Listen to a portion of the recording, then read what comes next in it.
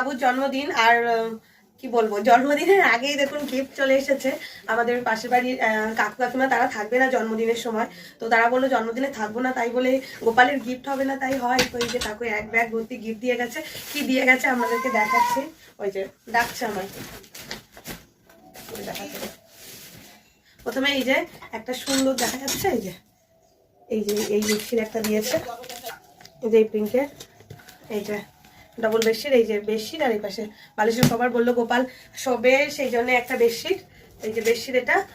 আর দিয়েছে হচ্ছে এই যে এর মধ্যে একটা বাবুর ড্রেস আছে, দেখাচ্ছে খুব সুন্দর। অ্যাকচুয়ালি কি হয়েছে, এই ড্রেসটা কাকু এনেছিল, আনার পরে বাবুর গায়ে না একটু ছোট হয়ে গেছে, ওকে মোটামুটি একটু বড় সাইজে দিতে হয়, তো কাকু গিয়ে আবার চেঞ্জ করে আবার একই সেম জিনিস নিয়ে এসছে।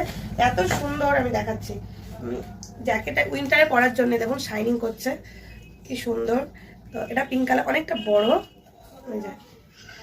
মোটামুটি সামনের বছর পড়তে পারবে, এবছরও পড়তে পারবে। এই যে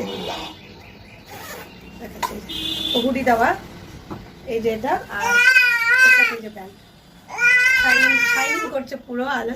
তো এই যে খুব সুন্দর। তো কাকি কাকিমা দেখুন থাকবে না, তাও বাবুর জন্য গিফট দিয়েছে যে আমরা থাকবো না, তাতে কি হয়েছে, মোবাইলের গিফট দিতেই হবে। আপনাদের কেমন লাগলো অবশ্যই জানাবেন। কিন্তু গিফট তো সুন্দরই হয়, সব গিফটই সুন্দর।